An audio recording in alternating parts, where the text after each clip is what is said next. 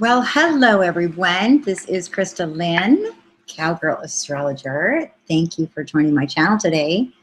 And I am super excited today to be continuing my rising sign series. If you guys have not been keeping up, I've been doing a rising sign series, and today I'm on Sagittarius. So I do apologize that there was a little break between these rising signs. I have been down with a really bad sinus infection and it just wasn't pretty. So I am feeling better. I'm so happy to be back, and I'm so happy to be continuing this series. Now, for those of you who are new to the channel or haven't been following this series, let me just say a few things about the rising sign or the ascendant. In your natal chart, which is based upon the day that you were born, what we are able to do is see all of the planets and the lineup of what was happening up in the sky the day that you were born. And astrology really does teach that we are connected to what is going on up in the sky, and it actually influences us. Now, more specifically, the time you were born tells us, one, where the sun was rising from the east. And that tells us your actual rising sign. So, for example, you may be a Libra, but you may have a Sagittarius rising sign, which would give you a strong Sagittarius influence in your life. The characteristics. The rising sign sets off a life path, and we call those the houses. There's 12 houses, and each house is like a bedroom, so to speak, of your life, a chamber. And each house represents a different part of your life. And when in astrology, when we look at the current transits, what's going on up in the sky today, we're able to see what is going on up in the sky today based on what was going on in your chart the day that you were born. And magnetically, how those two things are influencing your life today. So it's a really cool study. It's a beautiful tool. I believe astrology is a craft, is an art, and it's an ancient science. It has a lot of different factors. And so today I'm going to be talking about the Rising Sign series. Now, in my Rising Sign series, I am going a little more in depth, and these are longer videos for those of you who really want to take this a little deeper. Not all of my videos are going to be this long, but for this series, I want to really lay a solid foundation for the ascendant. One last thing, if you do not know your time of birth, if you do not, but yet you were born with the sun or moon in Sagittarius, you may identify with many of the themes and characteristics I'm going to talk about in the rising sign. They are a little different, but there is a lot of similarity, so it might be helpful. If you need help or you would like to find out where your rising sign is, you can go to my website, cowgirlastrologer.com, and I have a free chart calculator. And you can calculate putting in your information, and it'll give you a layout of what was happening. If you need any help, you can email me, and that will be below. Okay, so let's get into this. I am super, super excited about the Sagittarius rising. Now, this is one of the most coveted rising signs of all the zodiac. Every time I ask somebody, what is your favorite sign and your favorite rising sign? Sagittarius is always at the top of the list. Sagittarius is ruled by Jupiter. Now, if we take a look at Jupiter, or if you think about Jupiter, you know anything about Jupiter, Jupiter represents expansion, abundance, good luck. It's the teacher. It is someone who is able to see into the future, to see the big picture, the philosopher. It has so many amazing qualities. Now, when we look at Jupiter, we also know that Jupiter co-rules with Pisces. So Pisces, I don't know if I said that right. Let me try that again. Pisces is ruled by Jupiter and Neptune, anciently co-ruled by Jupiter. Sagittarius is ruled by Jupiter. So there's a similarity in some regards when we look at the Pisces and the Sagittarius. I want to talk briefly about that similarity. Jupiter has a very special quality that I've noticed, and it plays out in every one of the uh, people that I know that have Pisces or Sagittarius, and that is they're excellent with animals. They have a strong ability to communicate with animals. So with the Sagittarius rising, you often see amazing equestrians, trainers. They have this ability to teach and connect with animals. Once we get into the houses, I'll show you why that's even more true. But that is one really amazing quality. We also see that the Sagittarius is very athletic, very competitive. A lot of times a woman who's a Sagittarius is kind of a tomboy. It's like someone you can take hiking, you can take out canoeing, you know, you can take out camping, and, you know, they can dress up and look beautiful, or they can take all their makeup off, put on, you know, hiking boots and go out and have a ball. You can take a Sagittarius rising anywhere because they're just really adaptable that way. They love adventures because Sagittarius rules the 9th house of philosophies, higher education, and adventures. They want to know a little bit about everything, or a lot about everything. They can actually go into very deep studies about other cultures, religions. They're often know how to speak many languages very easily. Excellent communicators. Jupiter really just expands everything here. And so when you're around a Sagittarius rising, they've got a big smile. They're happy, they're optimistic, and they're really, you know, exciting to be around. They just have this, let's go at any minute. All of my friends that are Sagittarius risings, it's like, hey, let's go to the beach, let's go right now, no thinking, let's go. And, you know, you jump on board because you know you're going to have a really good time. It's for the Sagittarius rising man, this is a really powerful energy as well, because they can kind of become anything they want to become. That's what's so cool about Jupiter. Jupiter has this ability to kind of, I don't know if this is accurate, but it's in my experience, to really mutate into anything it wants to become.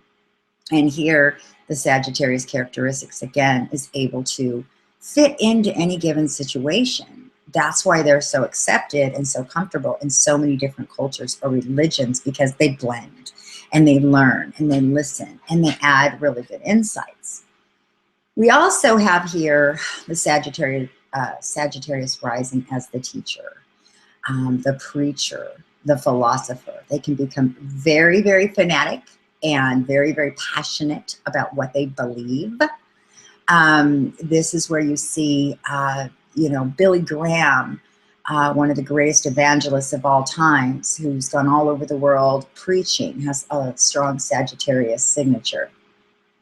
In this, I mean, a lot of studies that I've done in world religious leaders, you will see Sagittarius. They do rise to become the teacher. It is a fire sign, so they're competitive, they're powerful, and they're intelligent. So when you take intelligence and you take power and you take competitiveness, you get a very, very, very dynamic person that you want around. You want on your team. Now, you know, whenever we look, of course, I'm talking about all the amazing positive sides. We also can see that sometimes in charts that I've looked at of other leaders, they're still passionate, they're still incredible, but they can be strong teachers that have led people astray as well. Because once they get their mind fixed on what they believe it as if it's their own religion. Like it becomes who they are, what they believe. So sometimes in communicating with a Sagittarius rising, one, you need to be extremely intelligent to have an intelligent conversation with them, or they're just like hardly gonna be able to come down to a conversation that doesn't have facts and doesn't have depth. You know, they want to have a real conversation. Let's get into the houses, and I'll be able to explain a little bit more about how these characteristics play out. Okay, so for the Sagittarius rising, the second house would then fall into Capricorn. The second house is how you can make daily money. It's your childhood, often your childhood values that you were born with.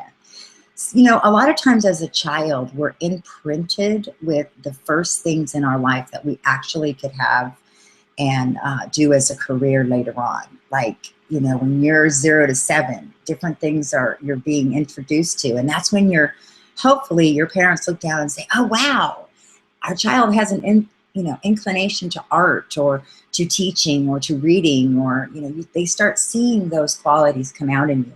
And you start finding out what you like and what you don't like.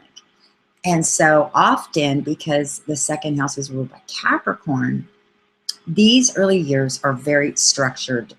They're strict. There was a place where, you know, you may have really learned the value of money. Maybe you didn't have money. And so, you know, understanding the power of security was so important to you that later in life, you know, you're on this quest to make sure you're financially secure. It can play out in different ways, but the theme will be in those early years, security, financial understanding at a very young age. This is also when a lot of times the Sagittarius rising has a very early religious experience. And this may be a very strict religious experience. Maybe you were raised in a church with very strict, you know, principles and ways to worship. And so those early years could have that there as well. So money does become a factor, and that's a lot of times why you hear that the Sagittarius rising is so lucky. But you got to look a little deeper under that ascendant. The ascendant, the rising sign, is what you see first in the Sagittarius rising. It's what we see, but what is underneath that is often much more complicated. And so their values, they have a strong value for making money because they want to go out and have adventure, and they know that the incredible life that they want to live costs money. It's that simple. So they have a real practical understanding of what it takes to live, and that's why they often become very successful.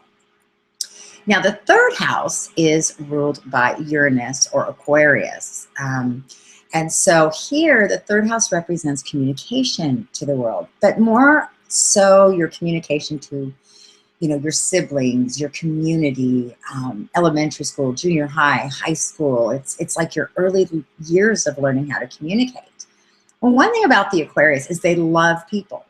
They love to communicate with lots of people. They love to be in the know. They love to be a part of everything. And with your third house in Aquarius, that's what makes you guys so fun to be around. There's a strong humanitarian energy here, so you often get involved in passionate things going on, whether it's, you know, saving animals or being a vegetarian, or you do see a lot of Sagittarius risings involved in any type of groups that are out to save something. They're passionate about that. Now, because Aquarius is ruled by Uranus, Uranus often represents the point in your chart where flip-flops can happen. Things can happen. You're going one direction and all of a sudden radically you're going another direction. So often, we're going to go a little deeper here, the Sagittarius rising can get caught up in scandalous situations in their early years, in their local communities, within family, siblings. They kind of get in trouble because Uranus switches things. So you're one way, you know, you're going one way, you believe in something, and then all of a sudden one day, it's like you've gone completely the other way. And that can have different effects in your community and family and what have you. You're kind of a rebel here. You really want and express your own ideas. Here is where, you know, you're not really someone that's just going to believe what anybody tells you. You're fixed here. So you're a strong, fixed force with a lot of intelligence. You learn a lot from watching the people around you. You take it in, that Jupiter energy takes it in like a sponge, and that's how you become so intelligent, okay? So we move into the fourth house now. The fourth house represents home and mother. Now, when you're looking at a whole natal chart, which is what I do in a full reading, this is just a small part of your chart, breaking it down. But the first thing I look at when I look at the fourth house is I look to see where the moon is in your chart, because your moon often represents your relationship with your mother and this nurturing ability that you have in your life. And the fourth house, how is that aspecting the moon? What is going on there? That can often be the beginning of the story, of your early years. With Pisces here in the fourth house, this can be difficult, okay? Because Pisces can be nebulous. It can be deceitful. It can appear as one thing and turn out to be something else. And here in this situation, I've seen several different things play out. And I'm just giving you guys examples of what can play out and see if you guys identify. It's a theme, but the themes, as you know, themes can play out with different characters, okay? So in this case with this, I've seen situations where as a child with the Sagittarius rising, they may have been lied to about their mother, may have been kidnapped by their father or by their mother, never knew the other parent. I've actually seen that play out several times, like taken away from and then told lies throughout their life that this person is bad growing up, and then finding out later on in life that that was not true, and can often deal with a lot of feeling of, you know, being deceived and not quite knowing who you are in your home. You know, again, your ascendant is what you show people, the Sagittarius side of you. But underneath, when we get down into the childhood and the family settings, a lot of times there was a lot of confusion, and you had to survive with your charm, and you had to survive with your intelligence to rise above this. I've seen situations of homelessness, because Neptune can dissolve material things. So again, as that second house Capricorn, needing financial security, fourth house Pisces, maybe not having it, or maybe you had everything you wanted, but again, you were spiritually bankrupt. Pisces can play out in different ways. So these are some of the things, again, that I've seen often. Because Pisces is here, you can also deal with addiction within the family, whether it's a mother or father, or marrying somebody with addiction. These are all things that this house makes you prone to. It doesn't mean that you have to live out these things. That's what's so beautiful about astrology. If we can learn while we're young some of these things, we can overcome them or be aware of them. For many of us, we're learning astrology much later on in life, looking back, going, yeah, that's what happened. I wish I would have maybe known how to navigate this better. But these are some of the themes that can play out. Deception in the home life. Your fifth house now, let's keep it moving. Fifth house is in Aries. So here's entertainment, here's romance, here's children, here's you know, that first spark of those early relationships in your life, the first times you're dating and figuring out who you are. That fifth house is those beginning romantic experiences. And not to say they don't follow through into marriage, but it's that initial feeling. And Aries is here, so it's impulsive. You guys are, again, this is where you're fun. This is where you're competitive. This is where you're athletic. This is where you love to see your kids in sports. You're involved with your kids. You are athletic. You want relationships that are exciting. I think one of the worst things that can happen to a Sagittarius or a Sagittarius rising is being in a relationship with someone that they can't go out and share these adventures with. That's their foreplay, is let's go out into the woods and go on an adventure. And that opens up their love, their energy, that excitement. It's very critical that you guys always have that in your life, whether it's a hike to the park down the street with your dog, or, you know, an amazing trip across the country. You have to always have that to keep you alive. And so it's really cool. Again, though, you do see this competitive streak. You know, they don't always appear competitive, but they are. and they will be, you know, if pushed up against, I mean, they just have so much, because Jupiter rules, to draw from based on their intelligence and their grit and that fire. So you really want to, you know, you really want to, you know how to operate around a Sagittarius rising. So sixth house now, let's move into sixth house. Sixth house is in Taurus. Now this is a great place. I love this. It just, when I was reading this and looking at this and just checking this out, you know, really, you know, absorbing the different houses for the Sagittarius rising, I was like, sixth house in Taurus, that's where, again, you guys are successful. It's not just that you're lucky just to be lucky. It's because you've got certain houses that give you certain power to stabilize yourself for the long haul. You know, you're going to be around a long time, building your life. You have high standards for life. And in the sixth house with Taurus here, it's a place where money can be made in your daily routine. You love the good life. So here is where, in your work environment, you know, you love to be outdoors. Taurus is an earth sign, and it loves to be outdoors. Sometimes you see amazing people that know how to garden, that know how to make women products, that know how to use the earth, that need to have the earth in their daily routine. If you go to the office of a Sagittarius rising, you know, they're going to have plants, they're going to have music, they're going to have a beautiful atmosphere where they work in, and often work outdoors, traveling, you know, all over the place. So, you know, that's also very, very common. Now let's get into the seventh house. Seventh house is your partnerships. It's the other side of you. It's the opposite of your ascendant, and that represents your seventh house, your relationships. We're always drawn to our opposite sign because they have what we're missing. They have a piece of us, and yet we have this special connection to them because we share certain similarities as well. And so here, the seventh house is in Gemini.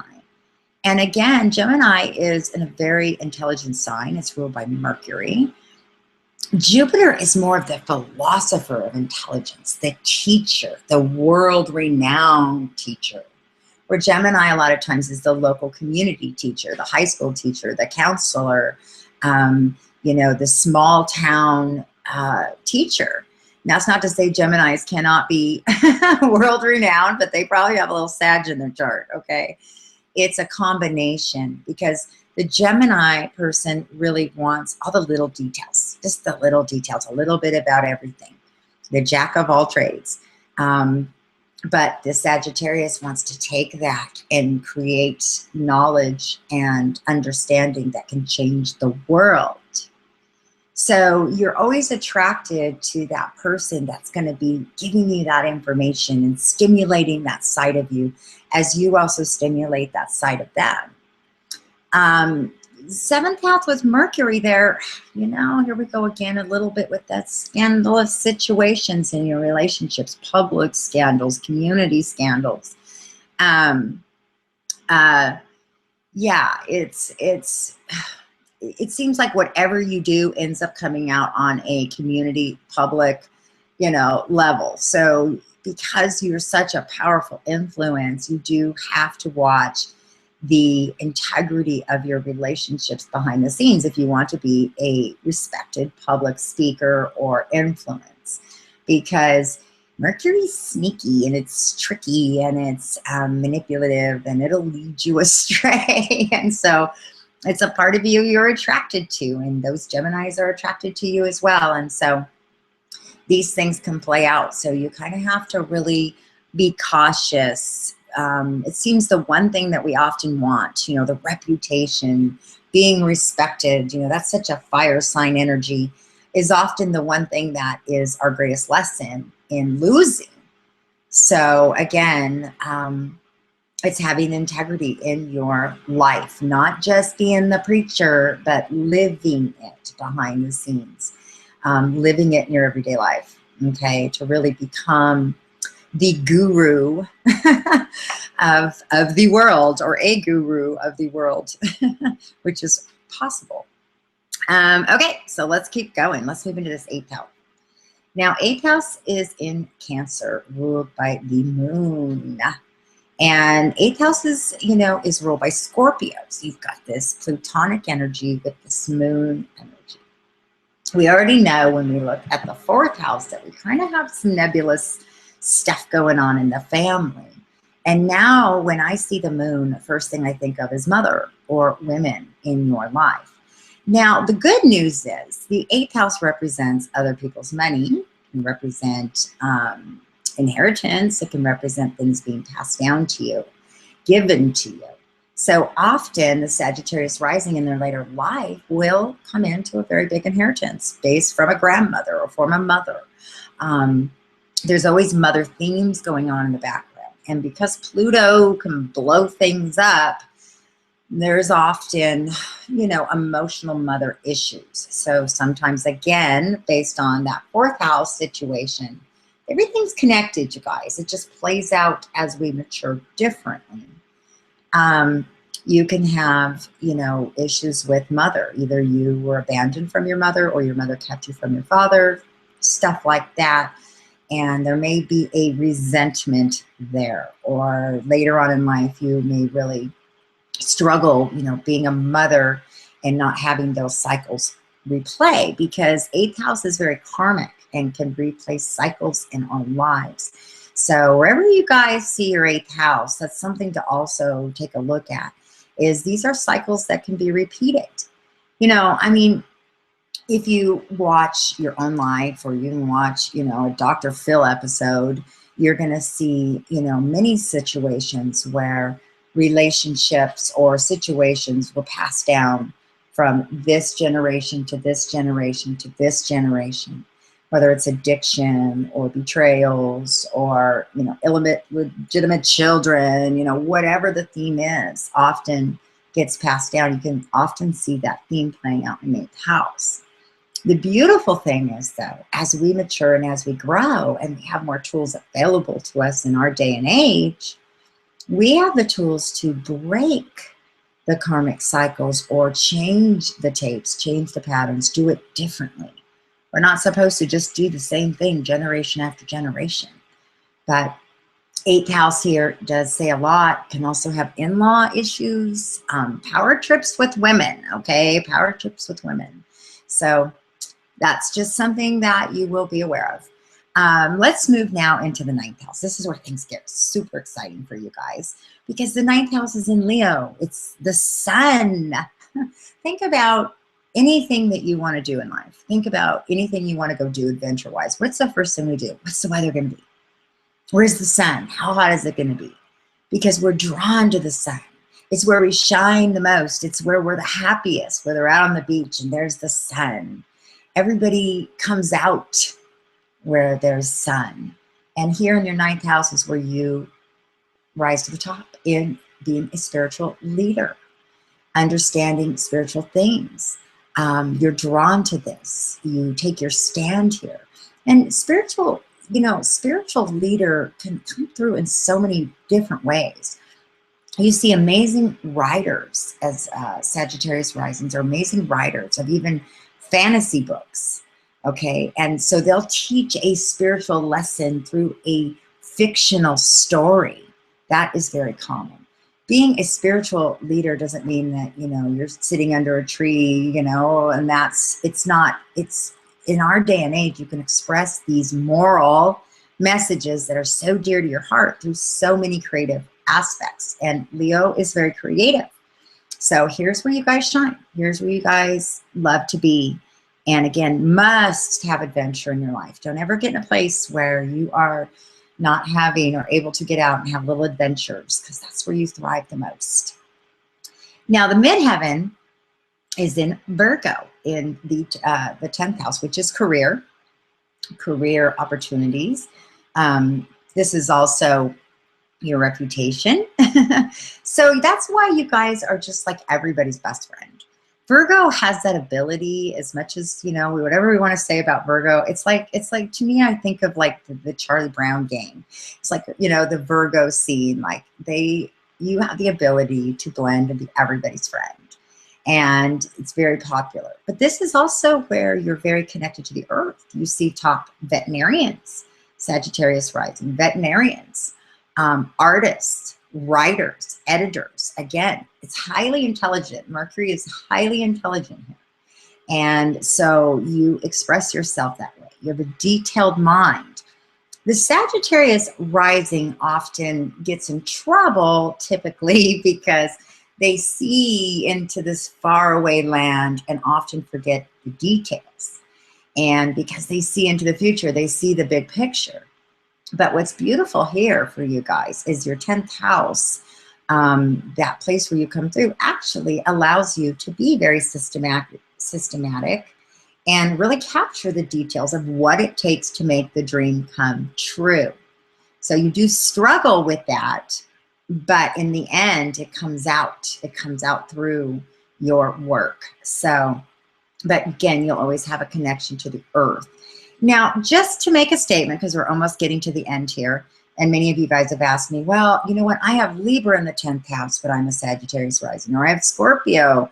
The houses don't always play out in the 12 signs systematically because of the way the degrees fall. The houses can fall. They'll be close. They're not going to be like way off the chart, but they could be a little different when you're looking at that wheel.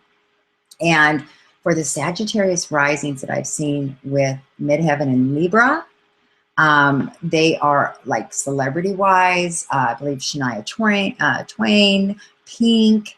There are musicians. They are powerhouses in the world out there. And if you get Midheaven and Libra, you may have a very strong musical inclination or artistic inclination, to just give you that a little bit more. So look at the degree of where your 10th house is. If it's close to, you've got some Libra energy in there, that will really, that's why you'll be able to be very creative. Virgo can be creative, but it's the intelligence is more the focal point. Okay, so maybe that'll make sense there. Now, the 9th house is in Libra. So this is where you guys, again, get along with everybody. One thing I love about the Sagittarius rising with the 9th house in Libra is 9th house can also often represent your mentors, your teachers, yes, your dreams and wishes, but certain people coming into your life that are very important in your growth, in your journey. You know those people that come in and invest a little time in you and at a very pivotal moment, and you can look back sometimes 10 years later and go, you know what? If it wasn't for that one person and what they said to me, I wouldn't be here today, or I wouldn't have believed in myself. That's those 11th house relationships that come in. And because Libra's here, there's a lot of them. There's a lot of teachers. And you respect your mentors because you have the heart of a mentor. So if you, as a Sagittarius rising, if you find yourself not able to take, you know, any instruction from anybody else, or nobody else can tell you anything, because it is, you know, it is a very strong energy that it's hard to take advice, really pay attention, because it's in being mentored that makes you the greatest mentor.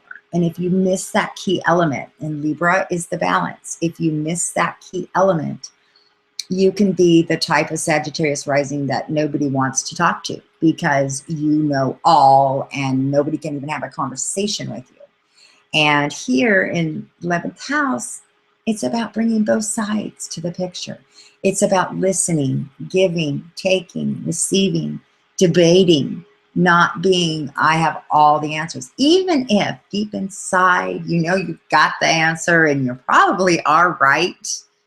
Being right can be a lonely place to be sometimes if you're not careful. It's not about being right. It's about teaching people to learn, teaching people how to learn for themselves. And because you know how to learn for yourself, that is one of the most beautiful gifts, is to be able to self-learn and not have to push someone. You need to go to school, you need to learn, you need to learn. How many times have we had people, or we want to encourage people and they go, yeah, you know.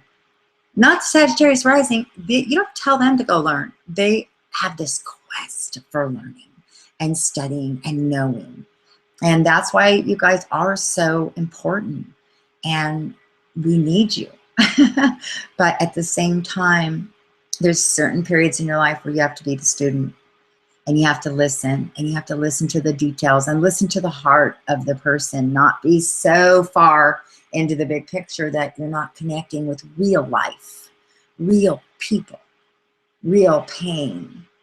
You know, be in the moment at times. And that's a challenge. That's a challenge. So lastly, let's move into the 12th house. Ooh, the 12th house is like the secret house that we hide in. It can represent hospitals, can represent mental hospitals.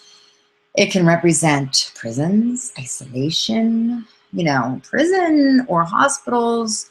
You could be in a rehabilitation in your own house, okay? You could be in your own prison. So it doesn't always have to be an actual place, but we can create those places. Because Scorpio is here, this is one of the Sagittarius rising's greatest challenges.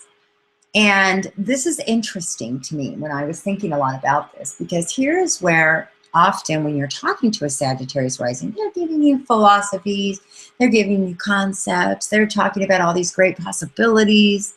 But deep, deep, deep down inside, in their deepest place, in that deepest private chamber, they are very, very deep people. They are very, very in tuned. Their intuition is very, very strong. They have very deep spiritual connections that they often don't talk about. You wouldn't know it unless you really get to know them.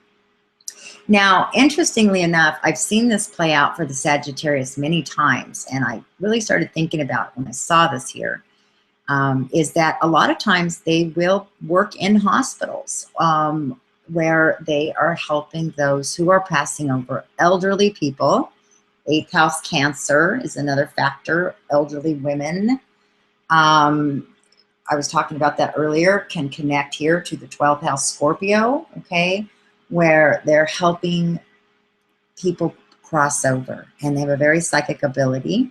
When I say psychic, I mean an ability to see through the physical. That's how simple psychic is. It's not some big scary word. Ooh. Just means you have the ability to see beneath the actual physical world. And they have a sensitivity, and they're not afraid. I have known a Sagittarius rising that several of her clients were passing away. And I mean, she was down at the hospital every day, every night, right there next to them. And I, you know, was more emotional about it. Like, oh gosh, that's so hard. Oh no. Bringing food, encouraging, helping, not afraid. They can also work in the prisons. You know, just they can go underground. They don't have to be where the fire sign like Leo really rises to the top. Sagittarius rising can work underground, behind the scenes, if they tap into this 12th house energy. So anyway, you guys, I don't know how long I've gone, but I wanted to give you guys an awesome Sagittarius rising. I hope this was helpful. I'd love to hear your thoughts, or if you have any stories you'd like to add or share. I'm always intrigued and fascinated by your comments and what you guys share with me. So I'm super excited. If you want to book a reading with me, I go into this stuff and I can take you through it and look at your whole chart. And not only that, see what's going on up in the sky, because you know, you Sagittarius right now, your whole, especially your risings, your whole world is being transformed the next 2 years with Saturn in Sagittarius. So if you would like some guidance in exploring that and some strategy to make the most out of this transit, you can get a hold of me at cowgirlastrologer.com. Thanks, you guys. So happy to be back.